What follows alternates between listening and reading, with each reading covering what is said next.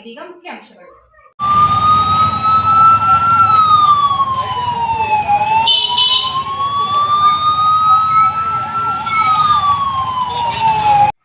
ಬಂಗಾರಪೇಟೆಯಲ್ಲಿ ಇತ್ತೀಚೆಗೆ ಕಳ್ಳತನ, ದರೋಡೆ, ಚೈನ್ ಸ್ನ್ಯಾಚಿಂಗ್ ಸೇರಿದಂತೆ ಇತರೆ ಅಪರಾಧ ಪ್ರಕರಣಗಳು ಹೆಚ್ಚುತ್ತಿರುವ ಹಿನ್ನೆಲೆಯಲ್ಲಿ ಸಾರ್ವಜನಿಕರಲ್ಲಿ ಆತಂಕ ಸೃಷ್ಟಿಯಾಗಿರುವುದನ್ನು ದೂರ ಮಾಡಿ ಕಾನೂನು ಸುವ್ಯವಸ್ಥೆ ಕಾಪಾಡಲು ಹಿರಿಯ ಅಧಿಕಾರಿಗಳ ಮಾರ್ಗದರ್ಶನದಂತೆ ಕ್ರಮಕ್ಕೆ ಬಂಗಾರಪೇಟೆಯ ನೂತನ ಸರ್ಕಲ್ ಇನ್ಸ್ಪೆಕ್ಟರ್ ದಯಾನಂದ್ ಅವರು ಮುಂದಾಗಿದ್ದಾರೆ.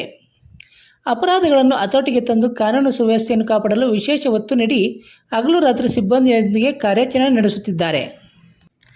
ಇತ್ತೀಚೆಗೆ ಪಟ್ಟಣ ಹಾಗೂ ಸುತ್ತಮುತ್ತಲಿನ ಪ್ರದೇಶದಲ್ಲಿ ಕಾನೂನು ಬಾಹಿರ ಚಟುವಟಿಕೆಗಳು, ಮನೆ ಕಳ್ಳತನ, ದರೋಡೆ, ಒಂಟಿ ಮಹಿಳೆಯ ಚಿನ್ನದ ಸರ ಕಳ್ಳತನ, ಗಾಂಜಾ ಮಾರಾಟ ಜಾಲ ಹೀಗೆ ಹಲವು ಕಾನೂನು ಬಾಹಿರ ಚಟುವಟಿಕೆಗಳು ನಡೆಯುತ್ತಿದ್ದು ಅವುಗಳನ್ನು ತಡೆಯುವುದು ಇಲಾಖೆಯ ಕರ್ತವ್ಯವಾಗಿದೆ. ಈ ಹಿನ್ನೆಲೆಯಲ್ಲಿ ರಾತ್ರಿ ವೇಳೆ ಪಹರೆಯನ್ನು ಹೆಚ್ಚಿಸಲಾಗಿದೆ. ಬೀಟ್ ಪೊಲೀಸರು ಇಡೀ ರಾತ್ರಿ ಎಲ್ಲ ಬಡಾವಣೆಗಳಲ್ಲಿ ಸಂಚರಿಸಿ ಅನುಮಾನಾಸ್ಪದ ವ್ಯಕ್ತಿಗಳ ಬಗ್ಗೆ ನಿಗಾ ವಹಿಸಿದ್ದಾರೆ. ಬರೀ ಪೊಲೀಸರು ಮಾತ್ರ ಕಾನೂನು ಬಾಹಿರ ಚಟುವಟಿಕೆಗಳ ವಿರುದ್ಧ ಹೋರಾಟ ಮಾಡಲು ಸಾಧ್ಯವಿಲ್ಲ. ಇದಕ್ಕೆ ಸಾರ್ವಜನಿಕರು ಇಲಾಖೆ ಜೊತೆ ಸಹಕರಿಸಬೇಕಾಗಿದೆ.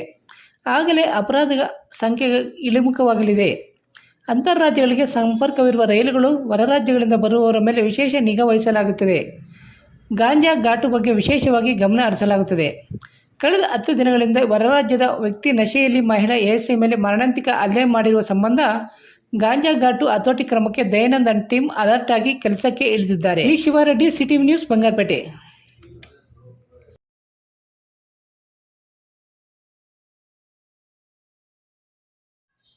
ಪ್ರತಿನಿತ್ಯದ ಸ್ಥಳೀಯ ಸುದ್ದಿಗಳ ವೀಕ್ಷಣೆಗಾಗಿ ಸಿಟಿ ನ್ಯೂಸ್ಗೆ ಸಬ್ಸ್ಕ್ರೈಬ್ ಆಗಿ. ವಂದನೆಗಳೊಂದಿಗೆ ಪದ್ಮ.